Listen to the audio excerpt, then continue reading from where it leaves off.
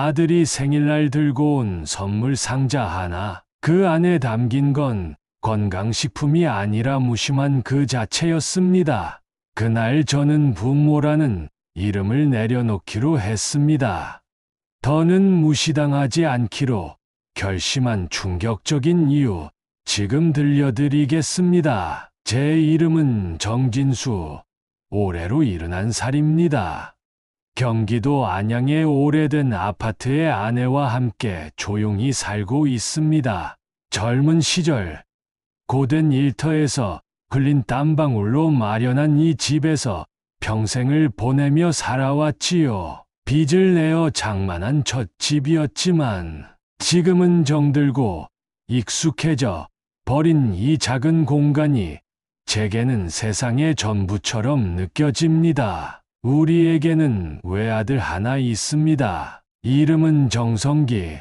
올해 40이 되었고 결혼한 지는 6년이 넘었습니다. 그 사이에 귀한 손자 수호도 태어났습니다. 5살이 된 수호는 내 노년의 가장 큰 기쁨이자 하루하루를 버티게 해주는 존재입니다. 요즘은 스마트폰으로 수호 사진을 자주 들여다보곤 합니다.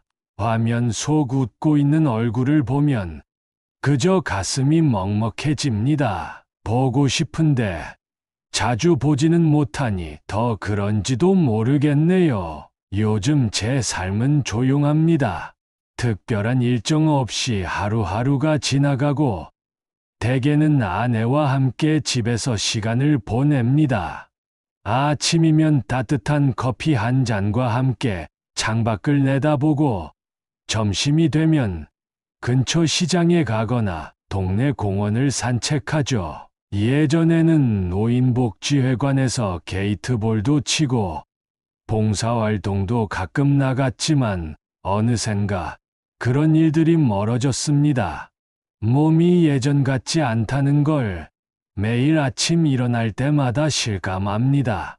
무릎은 늘 뻐근하고 조금만 걸어도 숨이 차곤 하니까요. 그런데 오늘은 그 평범함 속에서 조금 다른 날입니다. 제 생일입니다. 사실 이 나이가 되면 생일이 특별하다고 느껴지지는 않습니다. 몇 년 전까지만 해도 친구들끼리 전화 한 통 주고받고 조촐하게 식사 한 끼 하는 정도였는데 요즘은 그런 친구들조차 하나둘씩 연락이 뜸해졌습니다. 어떤 이는 병원에 있고 어떤 이는 먼 곳으로 이사 갔고 또 어떤 이는 연락처가 지워진지도 모르겠네요. 하지만 마음 한편엔 이상하게도 설렘 같은 것이 있었습니다. 무심하게 흐르던 시간 속에서 유일하게 기다려지는 날.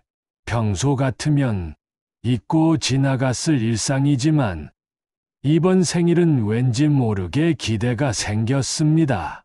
어쩌면 수호가 5살이 되었기에 이제 할아버지 생일 축하해요라고 말할 줄 알 거라는 생각에 더 그랬는지도 모르겠습니다. 그 한마디만 듣는다면 그동안의 외로움이나 섭섭함이 다 씻겨 내려갈 것만 같았습니다. 아내 경이도 같은 마음이었던 것 같습니다.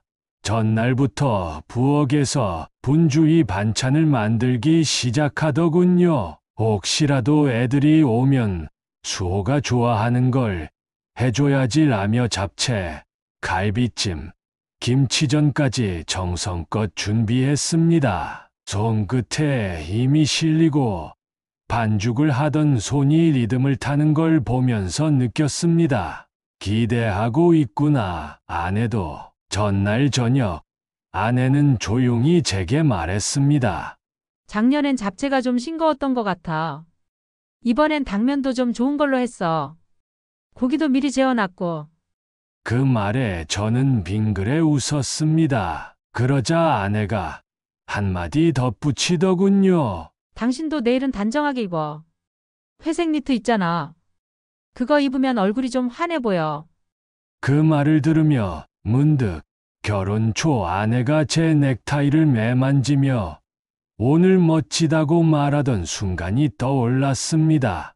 그땐 나도 젊고 아내도 눈이 반짝였지요. 그 시절을 떠올리며 저는 오랜만에 거울 앞에서 머리를 감고 면도를 했습니다. 옷장 깊숙이 넣어두었던 회색 니트를 꺼내어 단정히 입었습니다. 아무도 모를지라도 나만큼은 나를 위해 준비하고 싶었습니다. 오늘만큼은 그렇게 살고 싶었습니다. 아침이 밝았습니다. 아내는 미역국을 끓이며 요즘은 미역도 금값이야라고 말했지만 표정은 즐거워 보였습니다. 주방 가득 미역국 냄새가 퍼지고 김치전에서 올라오는 고소한 향이 온 집안을 감싸기 시작했습니다. 저는 거실에 앉아 TV를 켜두고 커튼 사이로 비치는 햇살 속에서 초인종이 울리기를 기다렸습니다. 한쪽 귀는 늘 현관 쪽에 쏠려 있었습니다. 작은 딩동 소리 하나가 기다려졌습니다. 시간은 천천히 흘렀습니다. 오전이 지나고 점심 무렵이 되어도 현관은 조용했습니다. 마음속으로 바쁠 수도 있지라며 애써 괜찮은 척 했습니다. 아내는 묵묵히 음식을 덜고 있었습니다. 한 접시, 또 한 접시, 그릇을 옮길 때마다 그녀의 손끝에 담긴 정성이 보였습니다. 그 모습이 괜히 안쓰럽게 느껴졌습니다. 그리고 오후 3시를 막 넘긴 시각, 드디어 초인종이 울렸습니다. 떼링둥. 그 소리에 저는 심장이 쿵하고 내려앉는 것 같았습니다. 아내가 먼저 벌떡 일어나 문 쪽으로 달려갔고 저도 뒤따라 걸음을 옮겼습니다. 문을 열자 그리운 얼굴들이 서 있었습니다.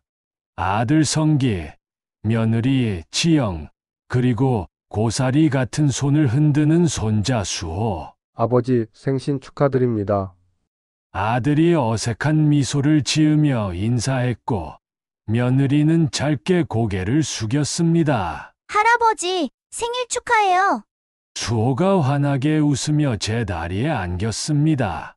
그 순간 눈가가 뜨거워졌습니다. 그 짧은 인사가 제겐 너무나 커다란 선물처럼 느껴졌기 때문입니다. 그날 나는 하루 종일 기다렸고 또 마침내 그 기다림이 닿은 것 같아 행복했습니다. 하지만 그 행복은 오래 가지 않았습니다. 곧 이어질 그들의 또 다른 행동이 제 마음에 작은 금을 내기 시작할 줄은 그땐 미처 몰랐습니다. 점심 식사는 조용히 그러나 정성스럽게 준비된 상위로 이어졌습니다. 아내가 만든 잡채와 갈비찜, 전과 나물, 그리고 직접 담근 열무김치까지.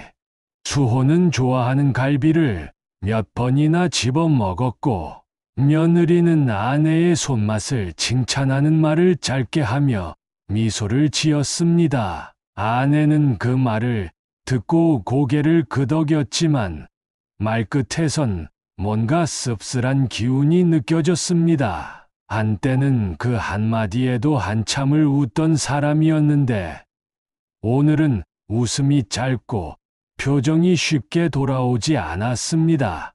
식사가 끝난 후 아내는 수호를 데리고 안방으로 들어가 블록 장난감을 꺼내 주었습니다. 저는 아들과 주방에 남아 식탁을 정리했습니다. 그런데 그때 아들이 갑자기 가방에서 하얀 상자 하나를 꺼냈습니다. 어딘가 익숙한 모양, 회색 비닐봉투에 담긴 그것은 멀리서도 저에게 강하게 낯익은 기시감을 안겨주었습니다. 아버지 생신 선물이에요. 요즘 물가가 너무 올라서 저희도 사정이 넉넉하지는 않지만 그래도 건강은 꼭 챙기셔야 하니까요. 아들의 말은 짧았고 고지여 며느리도 건강에 좋다더라고요. 요즘엔 이런 게 제일 실용적이에요. 라며 말끝을 얼버무렸습니다.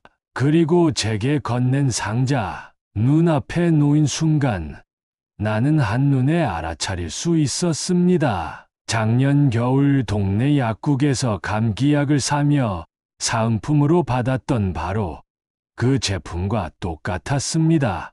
포장 박스의 색상, 글씨체, 구성품의 배치까지 상자 위에는 큼지막하게 찍힌 붉은 글씨가 선명했습니다. 증정용. 나는 잠시 숨을 멈추었고 식탁 맞은편에 앉은 아내와 눈이 마주쳤습니다. 그녀 역시 알아차린 모양이었습니다. 대화는 없었지만 우리의 눈빛은 같은 말을 하고 있었습니다. 이건 누군가 받은 것을 우리에게 건넨 것이구나. 저는 애써 웃으며 상자를 받았습니다. 고맙다. 성기야, 너희가 이렇게 와준 것만으로도 고마운 일이지. 제 말은 평온해 보였지만 손끝은 가볍게 떨리고 있었습니다. 마음속에서는 오래전부터 조용히 쌓여오던 감정이 작은 균열을 내기 시작했습니다.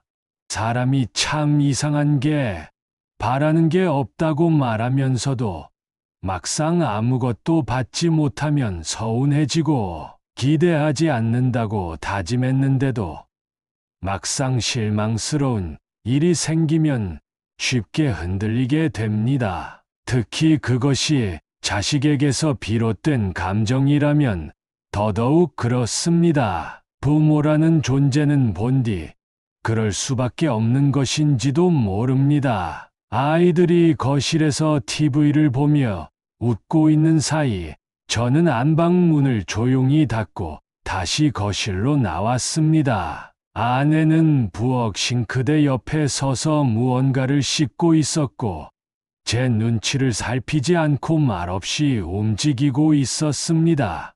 그런 아내의 등을 보며 문득 안쓰러운 감정이 밀려왔습니다. 저녁 무렵 아이들은 조금 피곤해서 먼저 일어나 보겠다며 자리를 떴습니다. 손자 수호는 인사를 하며 밝게 손을 흔들었고 저는 그 모습을 애써 웃으며 바라보았습니다. 현관문이 닫히고 아내와 저만 남은 집 안은 유난히 조용했습니다.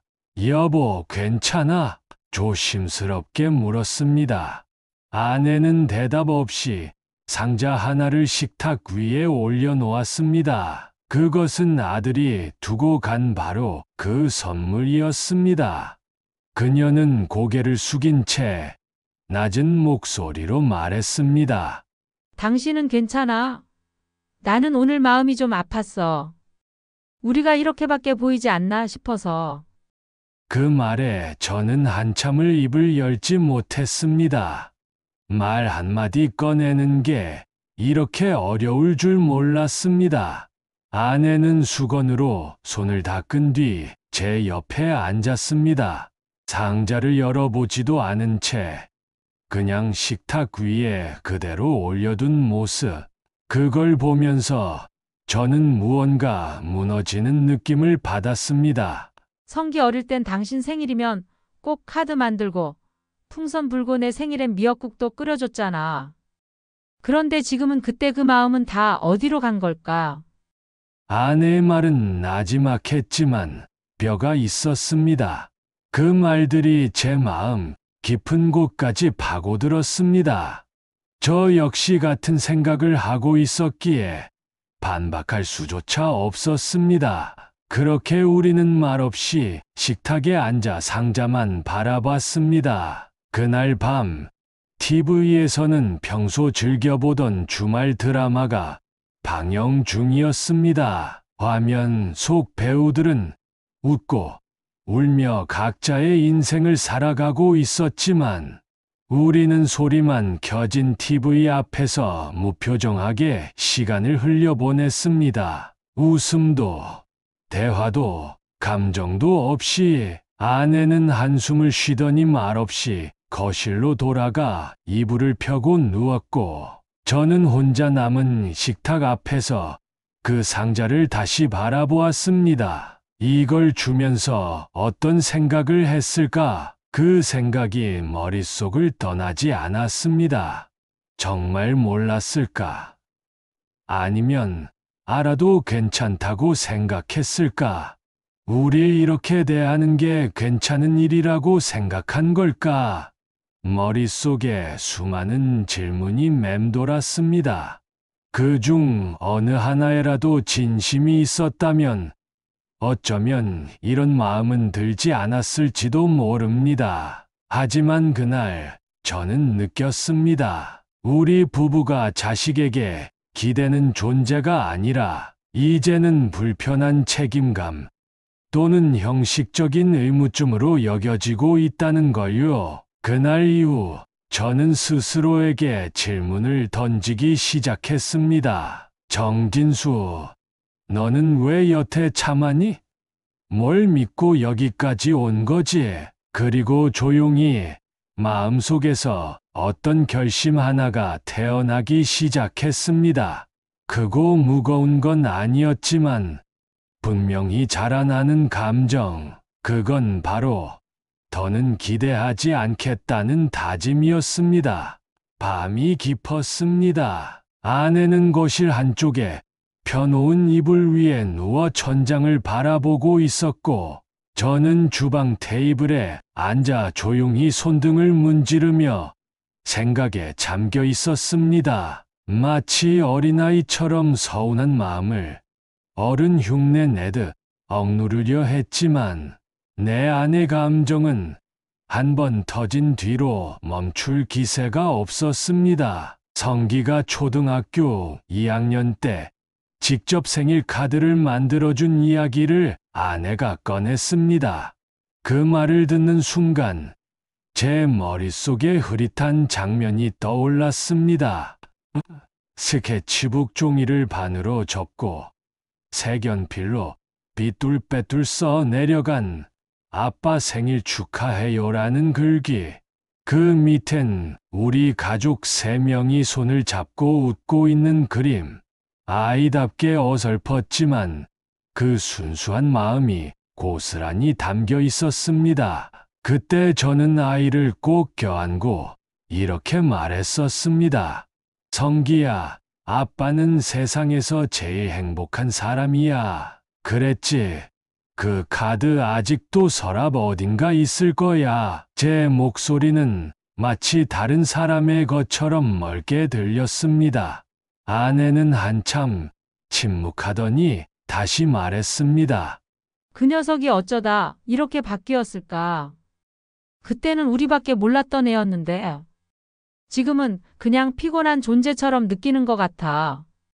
그 말에 저는 도저히 대답할 수 없었습니다. 괜히 뭔가를 말하려다가 목이 메어와서 말을 꺼내는 대신 찻잔을 다시 들었습니다. 하지만 차는 이미 식어 있었고 컵은 텅 비어 있었습니다. 마치 지금의 제 마음처럼요. 예전 일들이 하나씩 떠올랐습니다. 성기가 처음 회사를 다니기 시작했을 때 야근이 잦았던 아들을 위해 아내는 도시락을 싸서 회사 근처까지 가곤 했습니다. 젊은 부부가 흔히 하는 것처럼 차가운 도시락을 먹기 싫을까봐 점심시간 맞춰 따끈하게 데운 국을 보온병에 담아갔죠. 아버지, 어머니, 왜 이렇게까지 하세요? 부끄럽게. 그때 성기는 웃으며 말했지만 그 표정엔 고마움이 묻어 있었습니다. 우린 그 눈빛 하나에 온종일 기분이 좋았고 다음 주에도 다시 도시락을 쌌습니다. 하지만 결혼 후에는 모든 것이 달라졌습니다. 성기가 예전보다 바빠졌다고는 해도 부모와의 거리는 생각보다 빠르게 멀어졌습니다. 그의 말투엔 점점 형식적인 어투가 묻어났고 명절이나 생일에도 다음에 뵐게요라는 말이 당연한 인사처럼 자리 잡기 시작했습니다. 며느리 지영은 늘 피곤해 보였고 우리가 가면 일어나는 기척도 없이 소파에 앉아 TV를 보며 인사를 건넸습니다. 처음엔 바쁜가 보다, 피곤한가 보다 생각했지만 이게 반복되니 무시당하는 느낌이 짙게 남았습니다. 진수 씨 기억나? 수호 돌잔치 때 우리가 가서 사진 한 장 못 찍고 돌아왔잖아. 아내의 목소리에 분노가 실리지는 않았지만 그 안엔 깊은 슬픔이 묻어 있었습니다. 그날을 잊을 수 없습니다. 우린 아들 부부의 부탁으로 잔치장에 일찍 도착해 케이크와 선물을 옮기고 빈 의자를 정리하고 손님들 신발을 챙겼습니다. 막상 잔치가 시작되자 우리는 구석 의자에 앉았고 단체 사진에도 빠졌습니다. 아내가 우리도 같이 찍으면 안 될까? 조심스럽게 말했지만 지영은 이미 순서 끝났어요라며 무심하게 넘어갔습니다. 그날 아내는 집으로 돌아오는 내내 말이 없었습니다. 차 안에서 조용히 창밖만 보던 그녀는 집 문을 열자마자 화장실로 들어가더니 한참 동안 나오지 않았습니다. 나중에야 괜찮아라고 말했지만 저는 압니다. 그날 그녀는 많이 무너졌다는 것을요. 우리 잘못한 게 뭐야? 아내는 물었습니다. 그 물음은 저를 향한 것이 아니라 자신을 향한 자문이었습니다. 정말 우리는 뭘 잘못한 걸까요? 결혼 자금도 도와줬고 신혼집 보증금도 우리가 마련해줬습니다. 첫 손주가 태어났을 때는 육아용품을 한가득 사서 보냈고 매달 손자 수호의 교육비 명목으로 용돈도 넣어줬습니다. 하지만 그 모든 것들이 고마움이 아닌 당연함으로 바뀐 건 도대체 언제부터였을까요? 우리가 손에 쥐고 있는 것들이 그들의 기준에서 쓸모로만 평가되기 시작한 순간부터 우리의 진심은 점점 묵살되어 갔습니다. 진수 씨, 우리 이젠 수호 얼굴도 마음대로 못 보는 거야. 아내는 낮은 목소리로 물었습니다. 전화해도 안 받고 찾아가면 집에 없다고 하고 그의 목소리만 들어도 눈물이 날 것 같아. 저는 아무 말도 하지 못했습니다. 대답을 해봤자 위로가 되지 않으리란 걸 알았기 때문입니다. 오히려 어설픈 위로는 더 큰 상처가 될 수 있다는 걸 이 나이가 되어서야 알게 되었거든요. 식탁에 놓인 영양제 상자를 가만히 바라봤습니다. 언뜻 보면 별것 아닌 상자 하나. 하지만 그 안엔 자식의 진심도 관심도 배려도 없었습니다. 차라리 아무것도 가져오지 않았다면, 차라리 그냥 말 한마디 아버지 축하드립니다만 했더라도 덜 아팠을지도 모릅니다. 그리고 그 순간 저는 문득 한 가지 생각이 들었습니다. 지금 우리가 이렇게 마음 아파하는 이유는 아직도 자식에게 기대하고 있기 때문이구나. 이제 그 기대를 버려야 할 시간이라는 것을 저는 어렴풋이 느끼기 시작했습니다. 그저 속상함을 넘어서 삶의 방향을 다시 생각해야 한다는 작은 결심이 고개를 들기 시작했습니다. 그날 밤, 아내는 아무 말 없이 부엌 정리를 했습니다. 손에 든 접시 하나를 오래도록 헹구고 행주로 닦는 그 반복적인 동작이 무한한 인내처럼 느껴졌습니다. 저는 거실 소파에 앉아 있었지만 텅 빈 벽을 바라보는 눈빛은 정지된 사람 같았죠. 조금 전까지만 해도 아이들의 웃음소리가 들리던 집이었습니다. 수호가 뛰어다니며 웃고 지영이 과일을 접시에 옮기고 성기가 중얼중얼 회사 이야기를 늘어놓던 그 풍경이 멀리 가버린 듯 했습니다. 떠들썩했던 분위기는 어느새 사라지고 남겨진 건 냉기와 침묵뿐이었습니다. 아내는 부엌 불을 끄고 제 옆에 천천히 앉았습니다. 손엔 따뜻한 차 한 잔이 들려 있었지만 눈빛은 식은 잔처럼 공허했습니다. 그녀가 낮게 말문을 열었습니다. 우리 너무 바보 같지 않아? 저는 대답하지 못했습니다. 차라리 누가 나를 꾸짖었으면 했습니다. 차라리 아내가 화를 냈더라면 그 감정에 기대어 나도 터뜨릴 수 있었을 텐데 그녀는 담담하게 그러면서도 단단하게 마음속 깊은 곳을 짚고 있었습니다. 나 그 상자 보고 갑자기 숨이 턱 막혔어. 그녀의 손이 떨렸습니다. 따뜻한 찻잔을 쥐고 있음에도 차가운 감정이 온몸을 감싸고 있는 듯 보였습니다. 그 상자 우리가 작년에 약국에서 받은 거잖아. 주호 감기 걸렸을 때 약 사러 갔다가 사은품으로 받았던 거 기억나지? 저는 고개를 끄덕이며 아내에게 말했습니다. 잊을 리가 없었죠. 당시 아내는 이런 것도 주내라며 웃으며 저에게 상자를 건넸고 우리는 그 영양제를 장롱 위에 올려두었습니다. 그 상자와 같은 포장을 아들이 내민 순간 세상의 모든 의미가 허무하게 무너졌습니다. 근데 내가 더 서러웠던 건 아내는 천천히 말을 이어갔습니다. 그걸 보면서도 애써 웃고 있는 당신 얼굴이었어. 그 순간 당신 눈빛을 봤거든. 나랑 똑같이 상처받았는데 나보다 먼저 참더라. 그게 더 아팠어. 그녀의 눈가가 촉촉해졌습니다. 순간 저도 가슴이 먹먹해졌습니다. 우리는 둘 다 알고 있었습니다. 그 상자가 단순한 선물이 아니라 우리의 위치를 보여주는 상징이라는 걸요. 오늘 처음으로 그런 생각 들었어. 우리가 너무 많은 걸 줬나? 우리가 너무 오래 참았나? 그게 그 애들에게 당연하게 느껴졌을까? 저는 천천히 고개를 숙였습니다. 침묵 속에서 제 속에서도 비슷한 자책이 고개를 들고 있었으니까요. 언제부터였을까?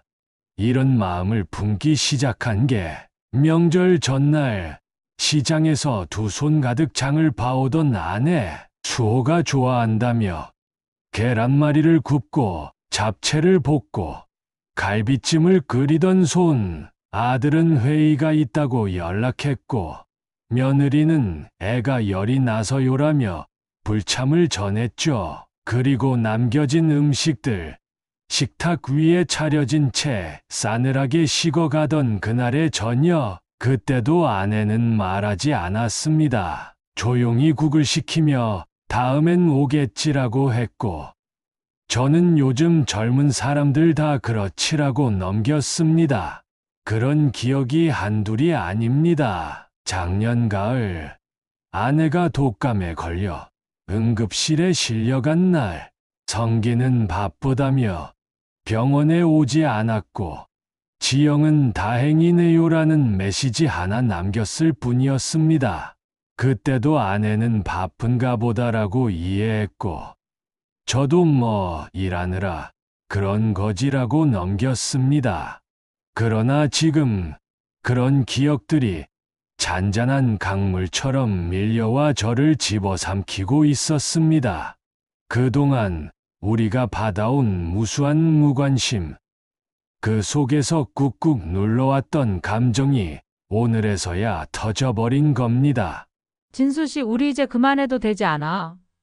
아내의 말이었지만 마치 제 마음속에서 나온 듯했습니다. 더는 그들 눈치 보며 그들의 관심을 갈구하며 살고 싶지 않았습니다. 우리는 부모였지만 그 이전에 한 사람의 인생을 살아가는 존재였고 이제는 그 사실을 잊지 말아야 할 때가 왔다는 것을 느꼈습니다. 당신 말이 맞아. 우리 너무 오래 참았어. 제 말에 아내는 조용히 제 손을 잡았습니다. 그 손은 여전히 부드럽고 따뜻했지만 어딘가 단단한 결의가 느껴졌습니다. 우리는 오랜만에 서로의 손을 꼭 맞잡았습니다. 서로의 체온이 느껴졌고 그 온기 속에서 다시 한번 마음을 정리할 수 있었습니다. 이젠 우리 둘을 위한 삶을 살아보자.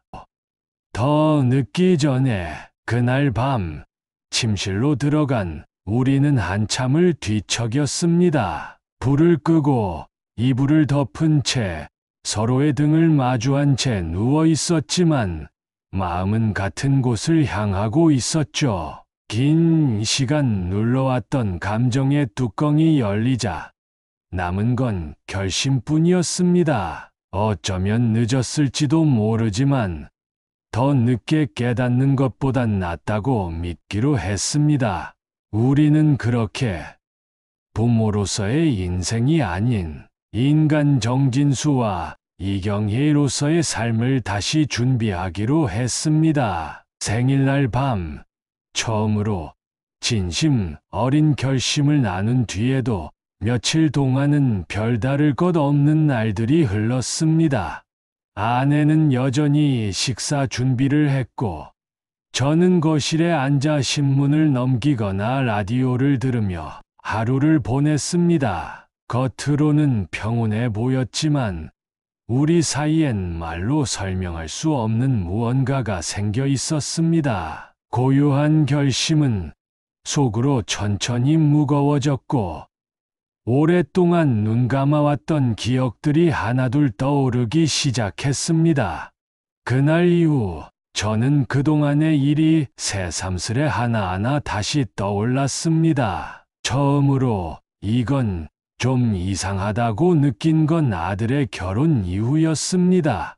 결혼 전까지만 해도 성기는 매주 한 번은 전화를 했고 한 달에 두어 번은 집에 찾아와 저녁을 같이 먹곤 했습니다. 아내의 생일이면 작은 꽃다발을 들고 찾아와 주던 아들이었죠. 생신 때는 직접 미역국을 끓인 적도 있었습니다. 어설픈 솜씨였지만 그 정성이 대견하고도 고마웠습니다. 그런데 결혼식을 치르고 지영이와 함께 살기 시작한 이후 서서히 달라졌습니다. 처음 몇 달은 적응 기간이겠지 싶었지만 연락은 점점 줄었고 방문은 명절이나 생일 외에는 거의 없었습니다. 그마저도 바쁘다는 핑계로 점점 짧아졌습니다. 명절 아침 늘 오던 아들이 연락도 없이 오지 않았던 해가 있었습니다. 아내는 설 전날 밤까지 갈비찜과 나물, 잡채, 전을 부치며 수호가 좋아할 만한 메뉴를 준비했죠. 그런데 아침 10시가 지나도 오지 않았고 연락도 없었습니다. 걱정된 아내가 전화를 걸자 며느리가 전화를 받았습니다. 어머님 죄송해요. 오늘은 저희 친정 먼저 가기로 했어요. 연락 못 드려서 죄송해요. 그때 아내는 아무 말도 하지 못했습니다. 조용히 전화를 끊고 식탁에 앉아 있던 찜기를 덮은 채 말없이 앉아 있었습니다. 저는 괜찮다며 애써 웃었지만 속으로는 우리가 이젠 우선순위가 아니구나 하는 생각이 깊이 박혔습니다. 그런 일은 반복됐습니다. 손자 수호가 감기에 걸려 병원에 입원했다는 소식도 지인 통해 들었고 퇴원 후에도 연락은 없었습니다. 우리가 전화하지 않았더라면 아이가 아팠다는 사실조차 모른 채 지나갔을 것입니다. 지영은 항상 요즘 정신이 없어서요. 연락이 늦었어요라는 말로 모든 상황을 무마했습니다. 그러던 중 한 번은 아내가 직접 손자 얼굴을 보러 간 적이 있었습니다. 며느리와 사전 약속 없이 찾아간 거였죠. 아내는 조심스레 현관 초인종을 눌렀습니다. 안에서 TV 소리와 아이의 웃음소리가 들렸지만 아무런 응답이 없었습니다. 이상한 기분이 든 아내가 몇 번 더 벨을 눌렀지만 결국 문은 열리지 않았습니다. 그날 밤 아내는 주차장에서 조용히 울었습니다. 수호 목소리였어. 그 웃음소리 내가 어떻게 몰라. 아내의 말에 저는 아무 대꾸도 할 수 없었습니다.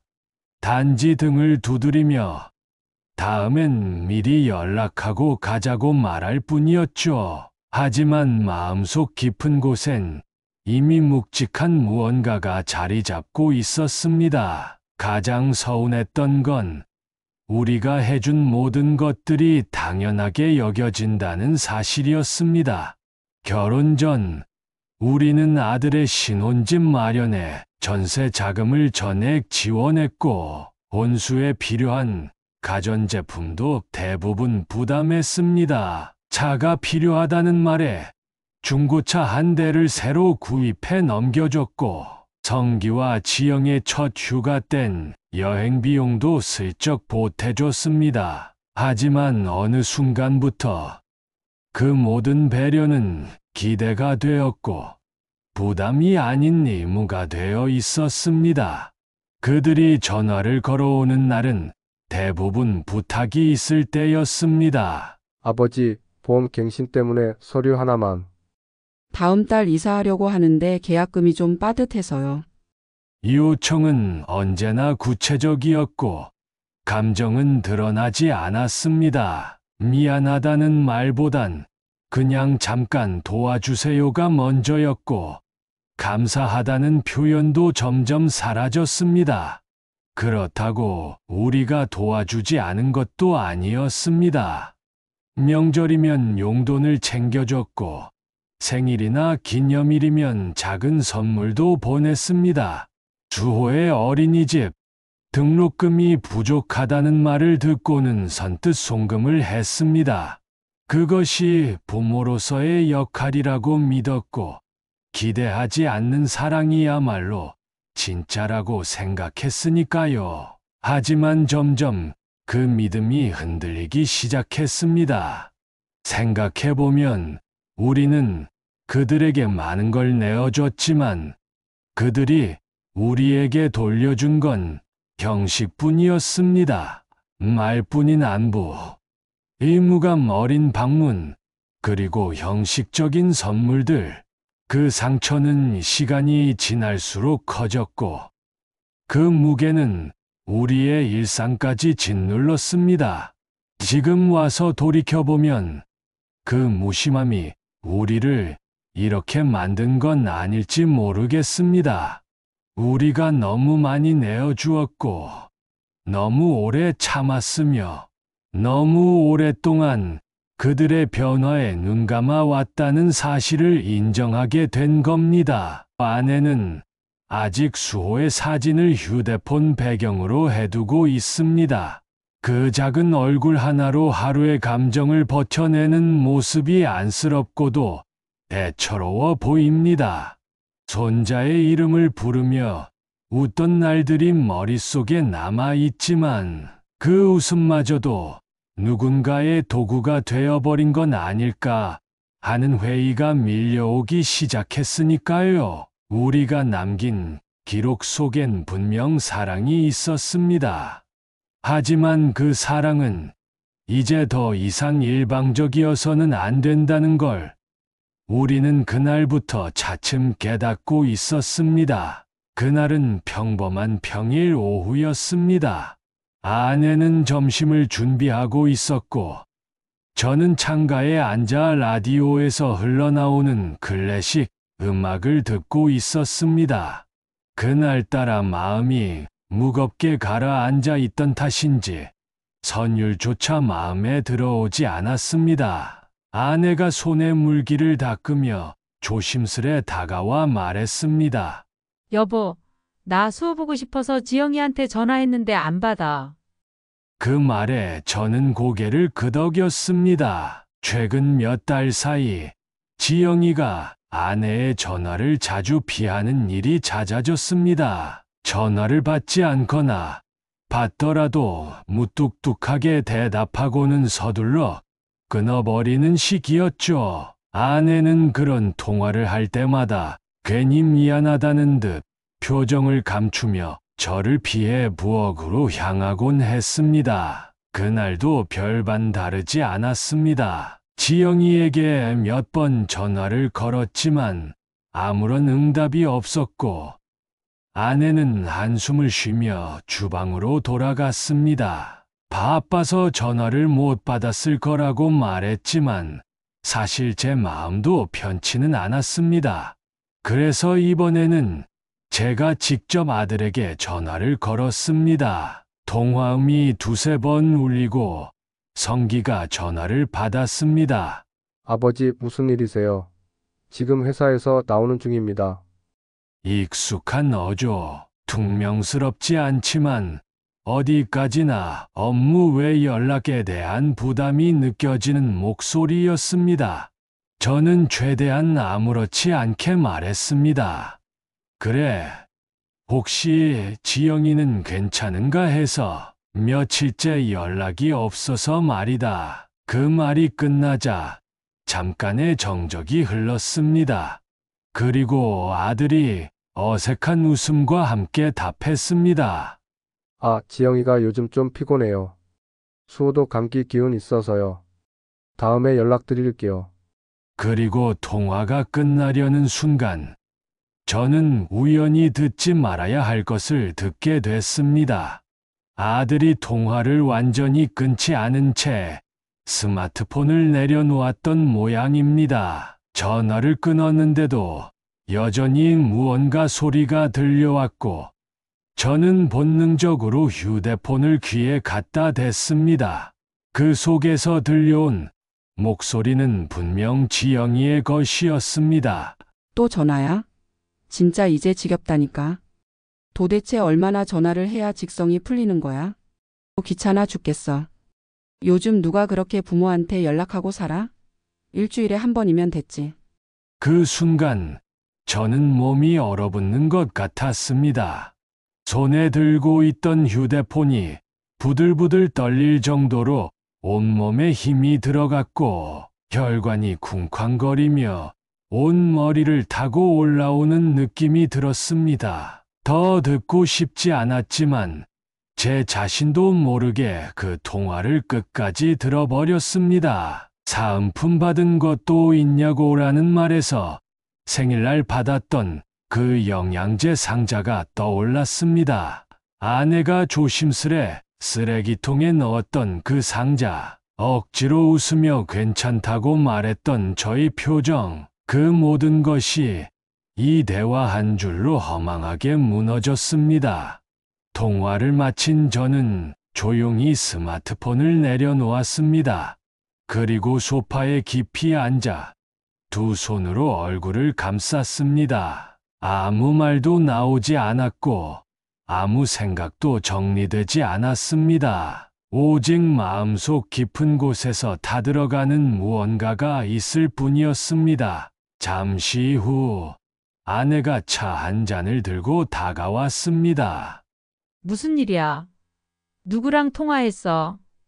저는 아무 말도 하지 않았습니다. 그리고 그날 밤 아내에게 그 통화 내용을 들려주었습니다. 아내는 잠시 말없이 듣고 있다가 다 듣고 난 뒤 조용히 눈을 감았습니다. 그리고는 말없이 고개를 숙인 채 손으로 입을 가렸습니다. 그녀의 어깨가 조용히 떨리고 있었습니다. 그게 우리에 대한 본심이었구나. 그녀의 목소리는 차갑게 가라앉아 있었습니다. 분노도 아니었고 원망도 아니었습니다. 그저 모든 기대가 사라지고 남겨진 감정조차 희미해진 듯한 체념이었습니다. 그날 밤 아내는 말없이 부엌 한쪽에 있는 작은 서랍을 열었습니다. 그 안에는 수호가 그려준 그림, 아들이 보낸 짧은 카드, 손편지 한 장이 들어 있었습니다. 오래전 생일날 받았던 그것들이었습니다. 그녀의 손에 들린 그림을 보며 저는 답하지 못했습니다. 답이라는 것이 있을 수 없는 밤이었고, 무엇을 말해도 위로가 되지 않는 상황이었습니다. 말보다 깊은 침묵이 그 밤을 지배하고 있었습니다. 아내는 조용히 말했습니다. 우리가 그동안 너무 참았나 봐. 그냥 괜찮다고 넘긴 날들이 쌓이고 쌓여서 우린 이래도 되는 존재가 돼버린 거야. 저는 고개를 끄덕였습니다. 그 말이 정답이었습니다. 한 번도 강하게 말하지 않았고, 항상 괜찮다고 말하며 그들을 이해하려 했던 우리, 그 배려가 결국 우리를 무시해도 되는 존재로 만든 건 아닐까. 그날 이후 저는 휴대폰에 자동 통화 녹음 기능을 설정했습니다. 그건 복수나 증거를 위한 행동이 아니었습니다. 다만 또다시 그런 말을 듣게 되는 순간이 온다면 다시는 외면하지 않기 위해서였습니다. 이제는 내 마음에 기록을 남기고 싶었던 것이었습니다. 그리고 그 결심은 머지않아 진짜로 마주하게 될 또 하나의 진실을 밝혀주게 됩니다. 그날 이후 며칠은 조용히 흘렀습니다. 아내는 예전처럼 반찬을 챙기고 시장을 다녀오며 일상을 유지했지만 어디선가 그 전과는 조금 달라진 기류가 느껴졌습니다. 텔레비전을 보다 말고 멍하게 화면을 바라보는 시간이 늘었고, 부엌에서 수호 생각에 혼잣말을 하던 모습도 눈에 띄지 않았습니다. 마치 마음속 무언가가 툭 부러진 듯 조심스레 움직이는 사람처럼 보였습니다. 저 역시 비슷했습니다. 마음 깊은 곳에 생긴 균열은 하루가 다르게 자라났고, 모든 감정을 조심스레 눌러 담으며 살아가고 있었습니다.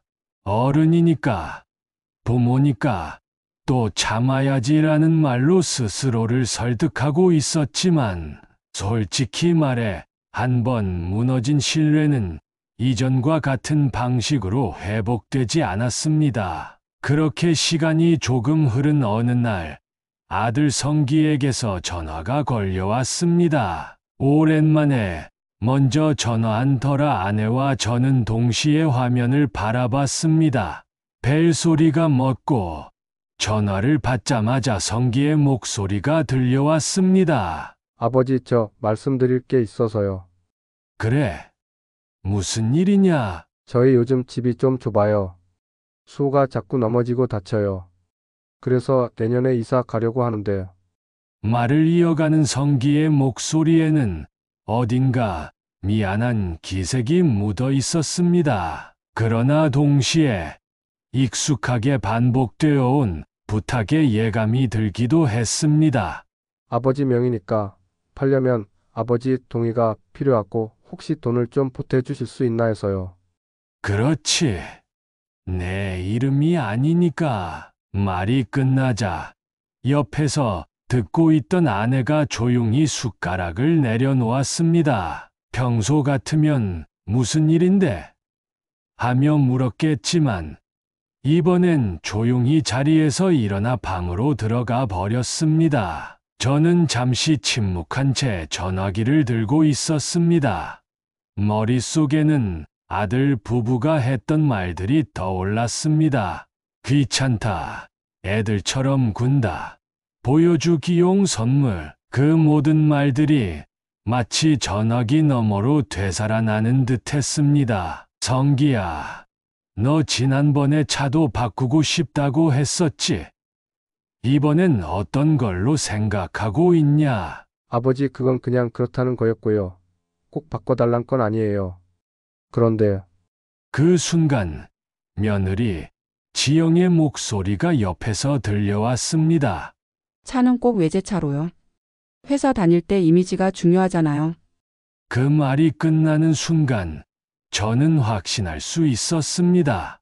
이들은 아직도 우리가 쓸모있는 존재라고 생각하고 있다는 것을. 생일날 아무렇지 않게 증정용 선물을 들고 오고 우리의 감정은 안중에도 없었던 사람들이 이제는 다시 도움을 요청하고 있었습니다. 도와달라는 내용이 문제는 아니었습니다. 그저 부탁을 하기 전에 보여야 할 예의, 마음, 그리고 최소한의 진심이 느껴지지 않았다는 점이 마음을 더 무겁게 만들었습니다. 그날 밤 아내와 긴 대화를 나누었습니다. 말수가 줄어든 아내는 조용히 우리가 잘못한 걸지도 모른다고 말했습니다. 저는 고개를 저었습니다. 우리가 잘못한 게 아니야. 우리가 너무 참은 거지. 그 말에 아내는 처음으로 눈물을 보였습니다. 눈물 한 방울이 뺨을 타고 흘렀고 저는 조용히 그녀의 어깨를 감싸 안았습니다. 더는 감정을 숨길 수 없었습니다. 그날 밤 저는 생애 처음으로 자식에게서 마음을 거두는 결심을 했습니다. 다음 날 아침 평소보다 일찍 눈이 떠졌습니다. 아내는 거실 창문을 열고 먼 산을 바라보고 있었고 저는 커피포트를 올리며 조용히 준비된 하루를 시작했습니다. 어제 들은 말들이 머릿속을 떠나지 않았습니다. 생일이라고 챙겨달라고 눈치 준다. 사은품 달라고 톡 보낸다. 이젠 지겹다. 그들이 가볍게 내뱉은 말 하나하나는 우리 부부에게 있어 깊은 상처로 남았습니다. 아무리 마음을 다잡으려 해도 그 말을 들은 순간으로 자꾸 되돌아갔고 그러면서도 또 혹시 오해는 아닐까? 내가 너무 예민하게 반응한 걸까 하는 생각도 함께 들었습니다. 하지만 그런 착각도 그날 저녁에 완전히 사라졌습니다. 아내는 말없이 상자 하나를 꺼내 식탁에 올려놓았습니다. 전에 받고 버렸다고 생각한 그 영양제 상자였습니다. 조용히 그 상자를 바라보며 아내가 말했습니다. 이거 그냥 창고 구석에 남아있던 거 하나 꺼내서 가져온 거겠지. 저는 아무 말 없이 고개를 끄덕였습니다. 결혼 전에는 그렇게 자상하고 책임감 있던 아이가 어쩌다 부모를 부담으로 여기게 되었을까? 그 원인을 찾고 싶지 않았습니다. 누군가를 탓하고 싶지도 않았습니다. 단지 이제는 확실하게 결론을 내려야겠다는 생각이 들었습니다. 우리가 앞으로 어떻게 살아가야 할지, 이 관계를 어디까지 끌고 가야 할지, 그리고 남은 시간은 과연 누구를 위해 써야 할지에 대해서 말입니다. 그날 밤 저는 서재 서랍 깊은 곳에 넣어두었던 등기부 등본을 꺼냈습니다. 아들 부부에게 내어준 집. 그 명의는 아직도 제 이름으로 되어 있었습니다. 한 번도 내세운 적 없는 마지막 자존심. 하지만 이제는 그것이 우리가 스스로를 지킬 수 있는 유일한 방패라는 생각이 들었습니다. 며칠이 지나고 평소와 다름없이 점심 식사를 마친 뒤 아내는 커피를 내리고 있었습니다. 부엌에서 풍기는 은은한 커피 향기와 달리 거실을 가득 채운 공기는 묵직했습니다. 그날따라 아내는 유난히 말이 없었습니다. 식사 중에도 수저 소리 외에는 아무 대화도 없었고 커피를 내리는 손길조차 평소보다 느려 보였습니다. 아내가 조용히 제 쪽을 불렀습니다. 경비 말로는 며느리가 반찬 맡기러 얼마 전에 집에 다녀간 적이 있다고 했답니다. 우리는 본 적이 없는데 말이죠. 말문이 막혔습니다. 머릿속이 복잡해졌습니다. 혹시나 우리가 집에 없을 때 들렀던 건 아닐까 싶기도 했지만 그날은 분명히 둘 다 집에 있었고 현관 근처에서 TV를 보며 쉬고 있었습니다. 초인종은 울리지 않았습니다. 아내도 분명히 그날 종일 거실을 오가며 수호 생각을 했으니 그 시간에 며느리가 왔다면 눈치채지 못할 리가 없었죠. 우릴 피한 걸까? 아내의 목소리는 떨리고 있었습니다. 그 순간 저는 며칠 전 스마트폰에 자동으로 저장된 통화 녹음 앱이 떠올랐습니다. 예전에 아들과 통화하던 중 전화를 끊은 줄 알았던 아들이 통화를 이어가며 며느리와 나눈 뒷이야기가 자동으로 녹음된 적이 있었죠. 그때는 이걸 뭐하러 듣고 상처를 받나 싶어 넘겼는데 지금은 달랐습니다. 저는 조용히 스마트폰을 열어 그 통화 기록을 찾아 재생했습니다. 재생 버튼을 누르고도 손이 떨렸습니다. 머리가 띵해졌고 마음속 어딘가에서 끓어오르던 감정이 목구멍까지 차올랐습니다. 뒤이어 들려온 말이 결정적이었습니다. 우리 그냥 보기에 불쌍하게 보이기만 하면 돼. 그래야 더 도와주시지. 정성 같은 건 필요 없고 그냥 우리 사정만 이야기하면 돼. 요즘 세상에 부모가 도와주는 게 뭐 어때서. 그 순간 녹음된 소리를 듣고 있던 아내는 입을 가리며 눈을 질끈 감았습니다. 말없이 고개를 저으며 돌아서더니 부엌 싱크대 앞에 선 채로 한참을 그대로 있었습니다. 그간 우리가 그럴 리 없다고 믿어왔던 모든 순간들이 무너지는 소리만 들릴 뿐이었습니다. 매년 명절에 챙겨 온 선물, 어색하게 건넸던 인사, 준비되지 않은 방문, 그 모든 것들이 의무감과 계산에서 비롯된 것이라는 사실 앞에 저는 입을 열 수 없었습니다. 늘 자식 편을 들어주고 이해하려 했고 요즘 젊은 사람들 다 그렇다는 말로 우리 둘을 달래던 사람이었는데 이젠 아내조차도 마음을 내려놓은 것 같았습니다. 신뢰는 한번 무너지면 예전으로 돌아가기 어렵다는 말이 있습니다. 부모와 자식 사이라도 예외는 없었습니다. 오히려 더 깊게, 더 날카롭게 스며들었습니다. 그날 이후 저와 아내는 말없이 각자의 방에서 하루를 마무리하곤 했습니다. 우리가 자식을 미워해서가 아니라 단지 믿었던 관계에서 마주한 차가운 진실이 너무 아팠기 때문입니다. 그들은 우리가 모를 거라 생각했겠죠. 그냥 눈치 못 채는 노인이라고 여겼을지도 모릅니다. 하지만 우리도 한때는 부모를 모셨고 사회생활을 했고 사람의 마음을 읽을 줄 아는 세월을 살아왔습니다. 단지 지금까지는 모른 척 해준 것뿐이었습니다. 그리고 이제 그 모른 척조차도 할 수 없는 시점이 온 겁니다.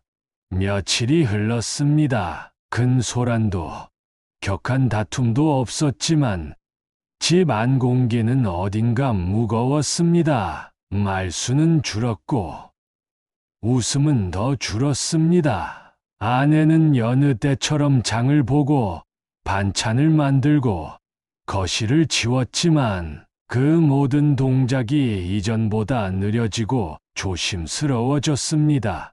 저는 그 모습을 가만히 지켜보며 마음속으로만 수없이 되뇌었습니다. 이렇게 살면 안 되는데 우리는 평생을 남들 눈치 안 보고 살아온 부부였습니다. 서로의 다름을 받아들이고 힘든 시절을 의지하며 버텨왔습니다. 그런데 이제 와서 가장 가까운 사람에게서 받은 실망이 이토록 깊을 줄은 몰랐습니다. 그날 아침, 아내는 유난히 조용했습니다. 평소보다 이른 시각에 일어나 거실 창가에 앉아 있었습니다.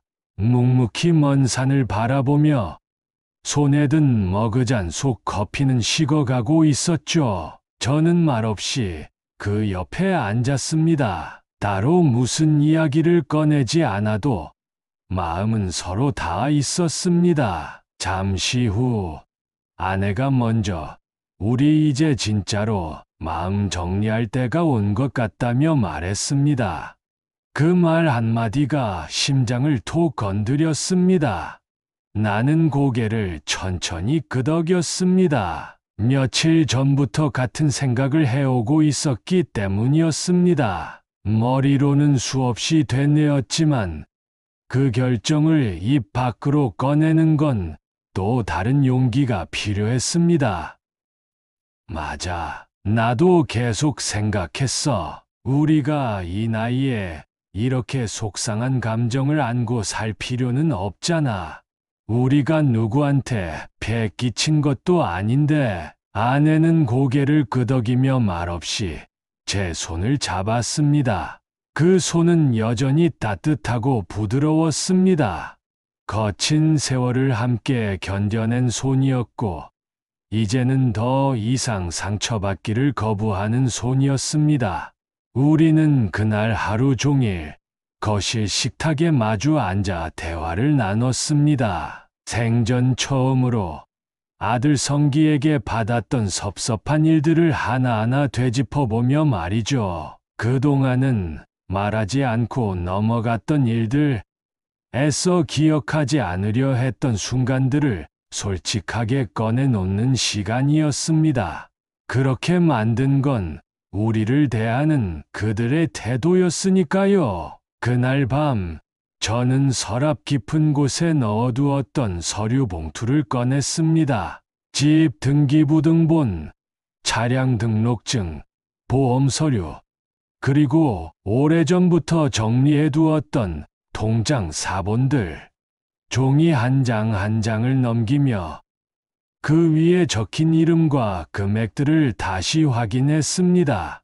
그중 대부분은 여전히 제 명의로 되어 있었고, 일부는 아내의 명의로 나눠 정리해두었지만 실상 그 누구에게도 공개한 적은 없었습니다. 이제 우리 둘만의 삶을 다시 시작하자. 아직 늦지 않았어. 우리가 직접 쌓아올린 것들인데 끝까지 우리가 책임지고 지키자. 아내는 말없이 고개를 끄덕였고, 그날 우리는 작은 메모장을 펴고 몇 가지 계획을 세우기 시작했습니다. 집 명의는 정리한다. 필요하다면 매도도 고려하자. 차량도 정리 대상이다. 더 이상 아들 명의로 갈아타주는 일은 없다. 통장 분리, 재산 관리 철저히, 생전에 정리할 수 있도록 계획 수립, 혹시 모를 상황을 대비해 법률 상담 받기.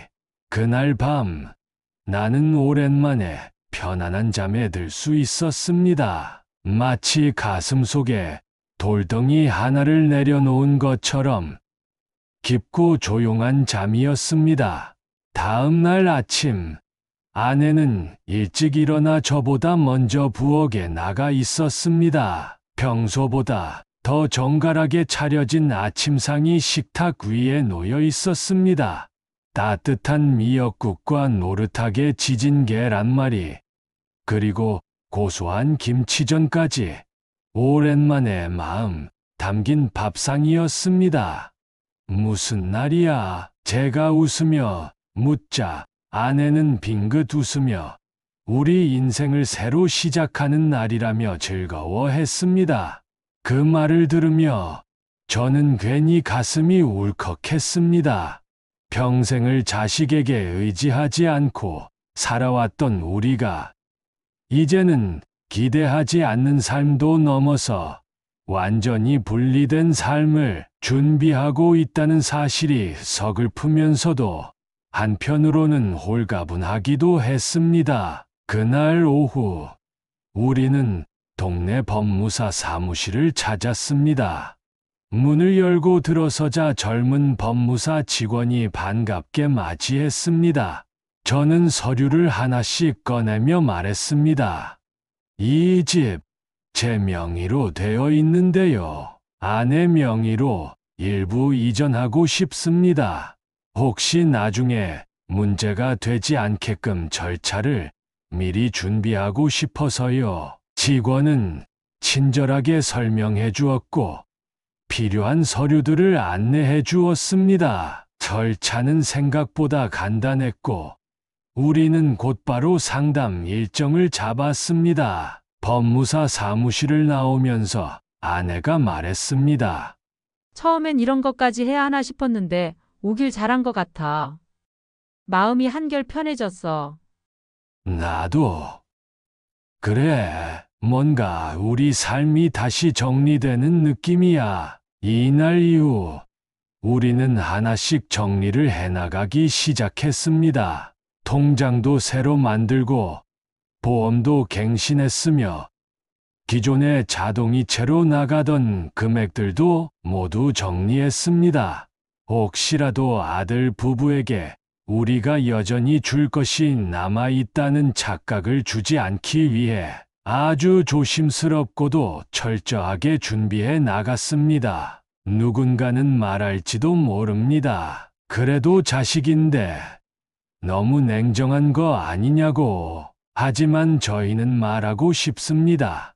우리는 단 한 번도 자식을 버리려 한 적이 없었습니다. 단지 자식을 위해 살아온 지난 세월 속에서 이제는 우리를 위한 삶을 다시 찾고 싶었을 뿐입니다. 사랑은 주는 것이고 부모의 마음은 늘 넓지만 그 사랑이 당연해질 때 그 마음은 쉽게 무너집니다.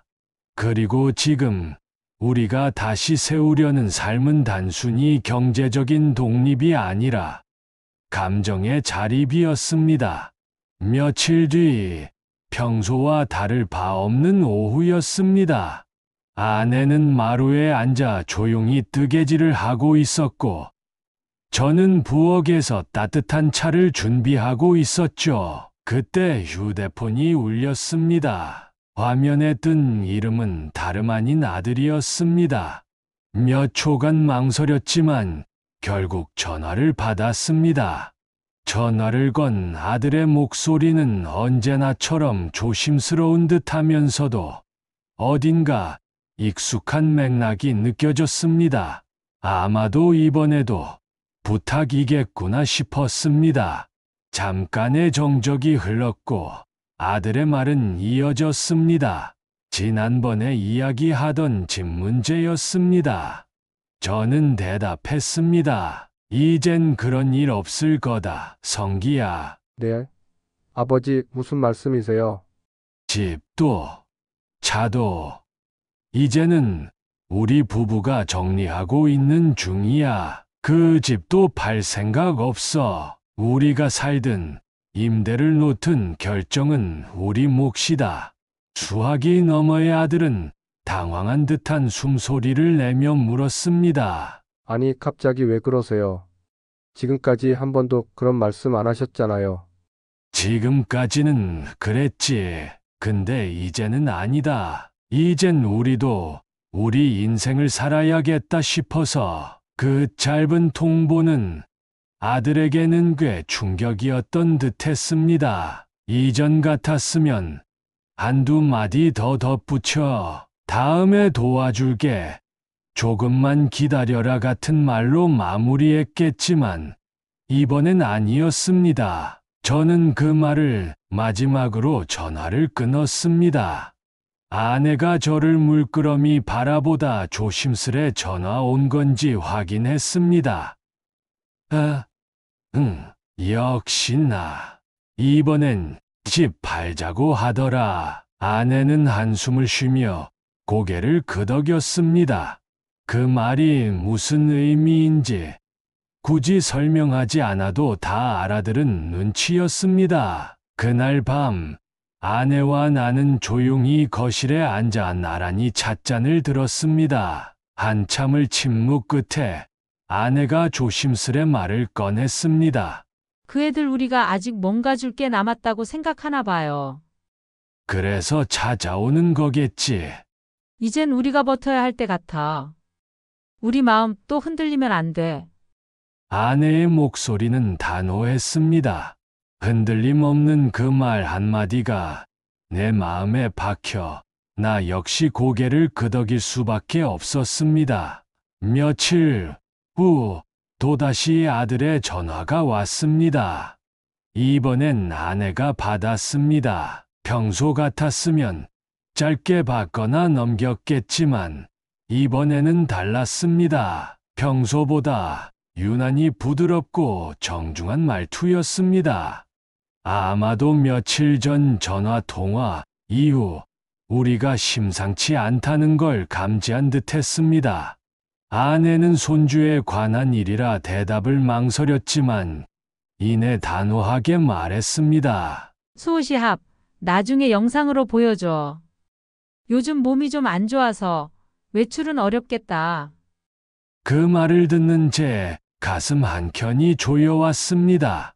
아내가 아이를 얼마나 보고 싶어 하는지 알기에 그 말이 얼마나 힘들었을지 짐작이 갔습니다. 하지만 그런 아내를 더는 흔들리게 하고 싶지 않았습니다. 전화를 끊고 나서 아내가 말했습니다. 보고 싶지 않은 게 아니야. 하지만 지금 우리가 가면 또 뭔가를 기대해도 된다는 신호가 될까 봐 무서워. 나도 똑같아. 그날 밤 우리는 나란히 앉아 창밖을 보았습니다. 어둠이 내려앉은 아파트 단지는 조용했고 불 꺼진 창들이 점점 늘어갔습니다. 그 불빛들처럼 우리 마음속 기대도 하나둘 꺼지고 있었습니다. 그러나 꺼진 불빛 속에서도 우리 둘만의 온기만큼은 지켜내고 싶었습니다. 우리는 더 이상 부모로서의 존재가 아닌 한 사람으로서 서로를 존중하고 보듬어야 할 시간이 왔다는 걸 그 어느 때보다 절실히 깨닫고 있었습니다. 다음 날 저는 동네 은행에 들러 남은 정기예금을 모두 해지했습니다. 그 돈으로 작은 적금 몇 개를 쪼개 아내 명의 계좌로 분산시켰습니다. 혹시라도 앞으로 아들 쪽에서 또다시 손을 내밀더라도 우리가 더 이상 금전적 협조 대상이 될 수 없도록 스스로 대비하는 것이었습니다. 돌아오는 길 시장 입구에서 붕어빵을 하나 샀습니다. 김이 모락모락 나는 붕어빵을 받아들자 아내가 그리운 듯 수호 이야기를 했습니다. 그 말에 저는 붕어빵을 반으로 나눠 아내에게 건넸습니다. 그래도 이젠 우리 둘이 먼저 먹자. 고리든 머리든 이제 우린 우리 입맛대로. 아내는 눈가가 붉어지며 고개를 끄덕였습니다. 말없이 붕어빵을 입에 넣는 그녀의 모습이 그날만큼은 참 단단해 보였습니다. 아내와 함께 붕어빵을 먹으며 돌아온 그날 저녁, 우리는 다시금 마주 앉았습니다. 아내는 오래전부터 써 내려가던 가계부 노트를 꺼냈습니다. 희미해진 잉크, 반쯤 찢어진 종이 귀퉁이, 한 장 한 장 넘기며 그녀는 성기 결혼할 때 보태준 돈을 보면 되뇌이며 말했습니다. 전세자금, 신혼가전, 결혼 축의금 1,000만 원.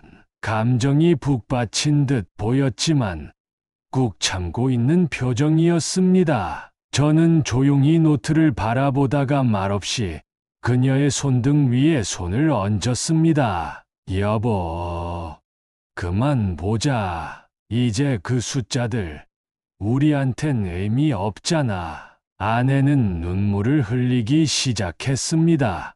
참아왔던 감정들이 새벽녘처럼 조용히 쏟아져 내리고 있었습니다. 저는 천천히 일어나 작은 수건을 가져와 그녀의 눈가를 닦아주었습니다. 아내는 마치 아이처럼 고개를 끄덕이며 울음을 멈추려 애썼지만 그 감정은 쉽게 가라앉지 않았습니다. 내가 너무 바보였던 것 같아. 잘해주면 좋아하겠지. 우리가 다 이해하면 언젠가는 알아주겠지. 그렇게 믿은 내가 어리석었나 봐. 그 말에 저는 조금은 단호하게 말했습니다. 그건 바보가 아니라 어른이야. 우린 어른으로서 한 걸 해낸 거야. 사랑하는 사람에게 줄 수 있는 걸 줬고 기다릴 만큼 기다렸지. 그런데 돌아온 게 무시와 외면이라면 이젠 우리가 결론을 내려야 해. 아내는 말없이 고개를 끄덕였습니다. 그래. 더 이상 미련 안 가지려고. 근데 수 얼굴은 자꾸 생각나. 기억나지? 주호가 태어나던 날도 생생히 기억나. 병원 앞에서 성기가 애 안고 나왔을 때 그 기특한 표정. 우리는 둘 다 말없이 잠시 눈을 감았습니다. 그날의 따뜻한 겨울 햇살, 산모실 창 너머로 보이던 작은 아기의 얼굴, 그리고 그 아이를 안고 울던 아들의 뒷모습까지 모든 장면이 흑백사진처럼 선명하게 떠올랐습니다. 그러나 그 아름다웠던 장면들은 시간이 지나면서 점점 다른 색을 띠게 되었습니다. 아이의 성장과 함께 줄어든 방문, 바빠서 못 온다는 명절 인사, 그리고 급기야는 생일에 들고 온 증정용 선물, 단지 시간이 흘러갔다는 이유만으로도 이해할 수 없는 변화였습니다. 우리 이젠 작별하자. 기대했던 관계와 바라던 아들과 존재했던 가족의 형식, 그 모든 것들과 작별하자. 그렇게 우리는 마음을 정리하기 위한 준비에 들어갔습니다. 다음 날 아침, 아내는 부엌을 청소하다가 서랍 안 깊숙이 있던 손편지를 꺼냈습니다. 주호가 유치원에서 만든 서툰 글씨로 할아버지, 할머니 사랑해요라고 적힌 카드였습니다. 옆에는 크레파스로 그린 인물 3명이 그려져 있었고 그 중앙엔 저희 부부가 활짝 웃고 있었습니다. 카드를 어찌 처리할지 아내가 묻자 저는 말없이 고개를 저었습니다. 그냥 놔두자. 이건 수호 마음이니까. 그날 저녁 아들은 전화를 걸어왔습니다. 익숙한 첫 인사 뒤로 또 한 번의 부탁이 시작되었습니다. 저는 한동안 대답하지 않았습니다. 그리고 조용히 말했습니다. 성기야, 우리 이제 그런 거 안 하기로 했잖아. 근데 갑자기 다 끊어버리시며 우리가 끄는 게 아니라 너희가 먼저 마음을 끊었잖아. 이제 우리도 우리 걸 지키려는 거야. 아들은 잠시 침묵하다가 끊었습니다. 그리고 며칠 후 집 앞에 편지 하나가 놓여 있었습니다. 주호가 쓴 것으로 보이는 삐뚤빼뚤한 글씨. 할아버지 할머니, 보고 싶어요. 아내는 그 종이를 가슴에 꼭 안고 말없이 울었습니다. 하지만 우리는 다시 뒤돌아가지 않기로 했습니다. 보고 싶다는 말 한마디로 다 잊기엔 너무 많은 상처가 쌓였기 때문입니다. 그날 밤, 우리는 침대 머리맡에 조용히 수호의 그림을 걸어두었습니다. 그것은 더 이상 기다림의 상징이 아니라 지나간 사랑의 증거로서 담담히 바라보며 마음을 정리할 수 있는 표식이었습니다. 그날 이후 우리 부부는 매일 아침 더 이상 누군가의 연락을 기다리지 않게 되었습니다. 휴대폰의 알림창을 들여다보며 혹시 오늘은 수호 사진이 올까 하고 기대하던 버릇도 생일이나 명절이면 혹시 올지도 모를 방문을 상상하며 반찬을 미리 해두던 습관도 모두 버렸습니다. 처음엔 허전함이 컸습니다. 마치 익숙하던 가구 하나를 치워버린 집안처럼 어딘가 비어있는 듯한 느낌이 우리 삶에 남아 있었습니다. 하지만 놀랍게도 그 빈자리는 얼마 지나지 않아 다른 것들로 채워졌습니다. 오롯이 우리 두 사람만을 위한 시간과 대화, 그동안 놓쳤던 사소한 일상 속의 기쁨들이 서서히 그 자리를 메워가기 시작했죠. 아침이면 아내가 먼저 일어나 작은 주방에서 커피를 내렸습니다. 커피 향이 퍼지는 동안 저는 베란다 창을 열고 밤새 내린 이슬이 맺힌 화분들을 바라보았습니다. 토마토 묘목이 조그맣게 자라나고 있었고 아내가 심은 허브는 제법 향기를 뿜어내고 있었습니다. 전엔 그저 심어둔 것 정도로만 생각했던 것들이 이젠 우리 삶을 이루는 귀중한 조각처럼 느껴졌습니다.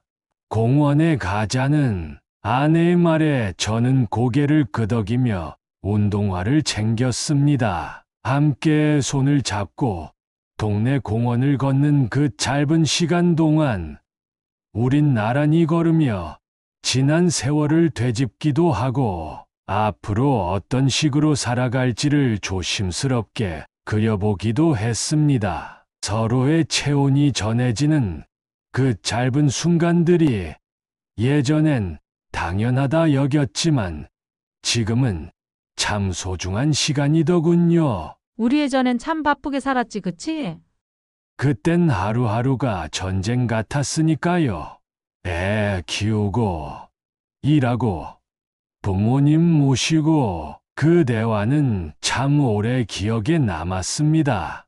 아내의 목소리엔 아련함이 스며 있었고, 제 마음은 묘하게 따뜻해졌습니다. 아이가 자라고, 우리가 나이를 먹고, 어느덧 부모가 되었고, 그리고 이제는 그 부모의 역할조차 내려놓으려는 시점, 그 긴 여정 속에서 놓치고 있던 건 결국 우리 두 사람 사이의 관계였습니다.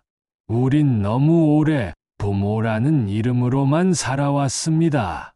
아들을 키우느라, 손주를 돌보느라, 시댁과 처가, 양가의 형제들 사이에서 균형을 맞추느라 정작 우리 자신을 챙기지 못하고 살았던 시간들. 하지만 이제야 조금씩 아주 천천히지만 그 중심을 되찾아가고 있었습니다. 아내는 여행을 가자는 제안을 했습니다. 저는 놀란 눈으로 그녀를 바라봤습니다. 결혼 후 단둘이 여행을 가본 적이 없었거든요. 언제나 가족 단위, 친척들과 함께 혹은 손주를 데리고 진정한 둘만의 여행은 단 한 번도 없었습니다. 좋지. 어디 가고 싶은 데 있어? 속초. 옛날에 혼자 여행 가보고 너무 좋았는데 당신이랑은 못 가봤잖아요. 그렇게 우리는 속초행 기차표를 예매했습니다. 그리고 작은 민박집을 예약하고 근처 맛집과 바다 전망이 좋은 산책로까지 미리 찾아봤습니다. 그 준비 과정만으로도 마음이 두근거렸습니다. 마치 처음 연애하던 시절로 돌아간 기분이었습니다. 여행 당일, 아내는 아끼던 베이지색 스카프를 두르고 나왔습니다. 이거 당신이 예전에 사준 거 기억나요?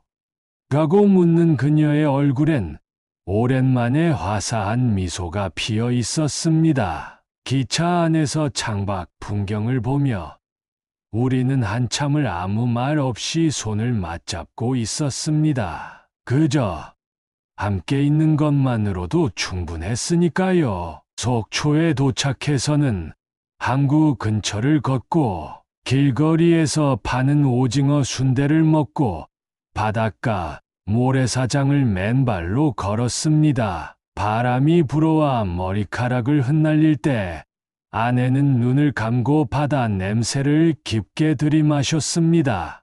당신, 지금 행복해요. 순응하는 그 짧은 대답이 지난 수십 년의 고단한 삶을 모두 위로해주는 듯했습니다.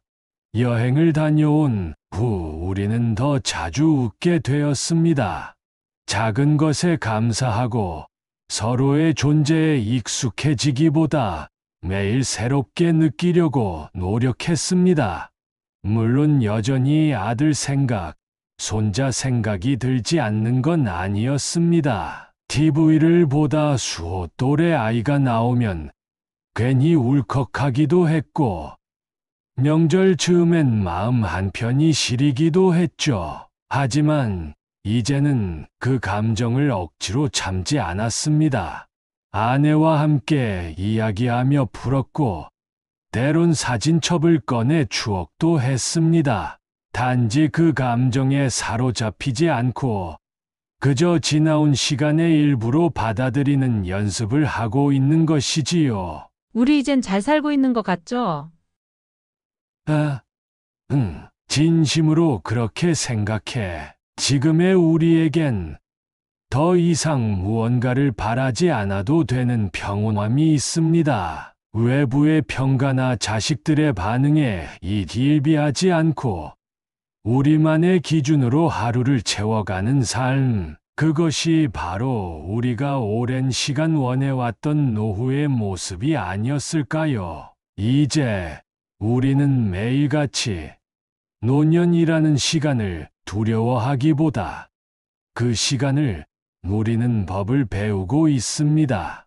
조용한 저녁, 서로의 숨소리를 들으며 따뜻한 차 한 잔을 나누는 것, 그것만으로도 충분히 풍요롭고 더할 나위 없이 소중합니다.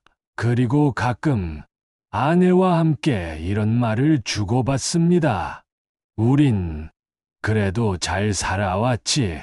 그리고 앞으로도 우리답게 살아가면 돼.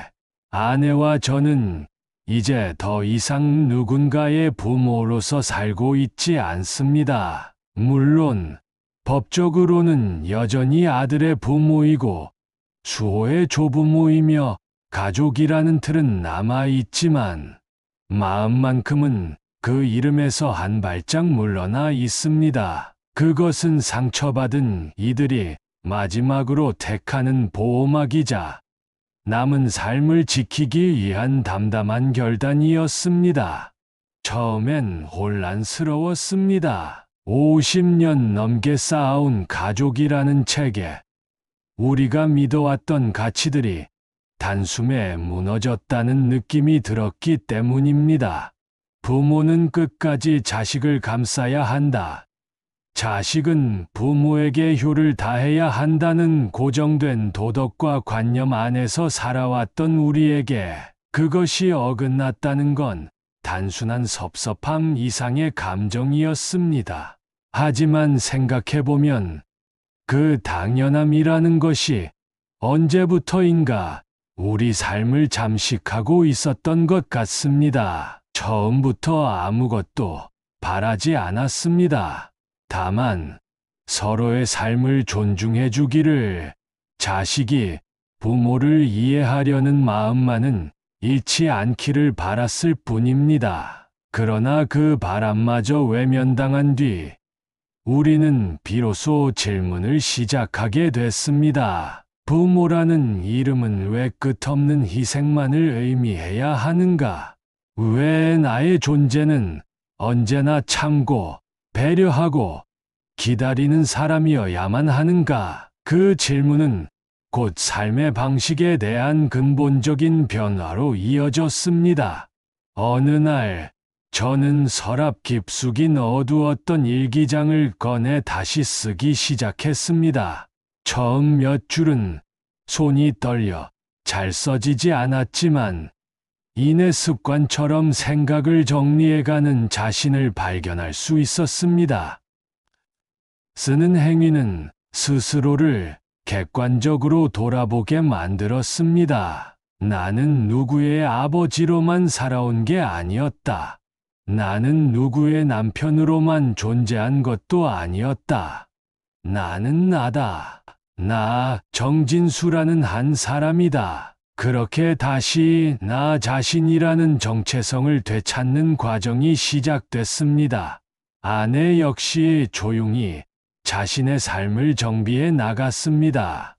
예전에는 가족을 위해 새벽부터 시장을 돌며 반찬을 만들었지만 이제는 본인을 위한 식단을 고민하고 직접 건강 식단을 챙겨 먹기 시작했습니다. 유튜브로 요가 영상을 찾아 따라하고 동네 문화센터에서 그림 그리기 강좌를 신청하기도 했습니다. 자신감을 되찾은 것만이 아니라 존재로서의 회복을 의미하는 것이었죠. 사람은 누구나 자기 삶의 주인공이어야 합니다. 부모라서, 아내라서, 남편이라서 그 역할 안에만 갇혀 살 필요는 없습니다. 며칠 전에는 동네에서 작은 전시회가 열린다는 소식을 듣고 함께 다녀왔습니다. 지역 주민들의 그림과 공예작품이 전시된 자그마한 전시회였지만 그곳에 있는 사람들의 표정은 놀라울 만큼 밝았습니다. 각자의 삶을 표현한 그림들 앞에 서서 우리는 한참을 말없이 바라봤습니다. 그리고 저는 문득 이런 생각이 들었습니다. 우린 너무 오랫동안 삶을 누리지 못하고 살아왔구나. 과거에 우리는 늘 누군가의 기대에 부응하여 애썼습니다. 부모님의 기대, 사회의 시선, 자식의 필요. 그 속에 파묻혀 우리는 스스로의 삶을 챙기지 못했습니다. 하지만 이제는 다릅니다. 우리가 숨 쉬는 이 공간, 이 시간, 이 하루가 오롯이 우리의 것이라는 걸 되새기고 또 되새깁니다. 한 번은 아내가 이런 말을 했습니다. 우리한테 가장 억울했던 건 우리가 해준 걸 기억조차 하지 않으려는 그 태도였어. 고마움을 바라지 않았는데 당연하게 여기는 그 표정이 너무 서러웠어. 그 말을 듣는 순간 제 가슴이 뻐근해졌습니다. 아내는 그런 속마음을 한 번도 내색한 적이 없었습니다. 자식이 먼저 떠올리길 바라며 눈치만 보던 그 모습이 이제 와 돌이켜보니 참 아팠습니다. 그래서 저는 그녀에게 말했습니다. 앞으로는 우리한테만 신경 쓰자. 우리 둘만 잘 살면 돼. 다른 사람 눈치 보지 말고 우리가 즐거우면 그걸로 충분해. 이제 우리는 새로운 삶의 중심에 우리 자신을 세우고 있습니다. 하루하루가 더는 지우는 날이 아니라 채워가는 시간이 되기를 바라고 있습니다. 집안 곳곳에 놓인 화분 하나, 창밖에서 불어오는 바람, 아내가 내어주는 따뜻한 된장국 한 그릇, 그런 소소한 것들이 지금의 우리를 단단하게 지탱해주고 있습니다. 소소한 일상 대화 하나로도 충분했습니다. 무언가 대단한 걸 하지 않아도 이제는 서로의 존재가 위로가 됩니다. 그렇게 우리 삶은 조금씩 평온해졌습니다.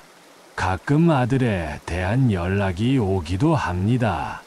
주호 사진이 첨부된 메시지, 며느리의 문자 한 통, 예전 같았으면 마음이 요동쳤을 겁니다. 하지만 지금은 한 발 물러서서 바라보게 됩니다. 마음속에서 적당한 선을 지키며 그들도 자신들의 방식으로 살고 있겠지라고 생각해 보려 합니다. 물론 완전히 상처가 아문 건 아닙니다. 아직도 마음 한구석엔 수호의 웃음소리가 맴돌고 아들이 어릴 적 생일에 불던 촛불이 떠오르기도 합니다.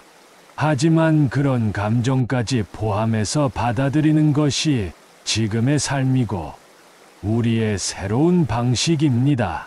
마지막으로 제가 이 글을 남기는 이유는 단 하나입니다. 부모도 사람입니다. 무조건 참고 헌신하고 비워내는 존재가 아닙니다. 우리도 사랑받을 자격이 있고 존중받아야 마땅한 존재입니다. 그리고 그 존중은 누군가에게 요구하기보다 스스로에게 먼저 허락해야 시작된다는 걸 이제야 알게 되었습니다. 남은 시간 동안 저와 제 아내는 누구의 부모가 아니라 누군가의 수호자가 아니라 단지 우리로서 당당하고 소중하게요.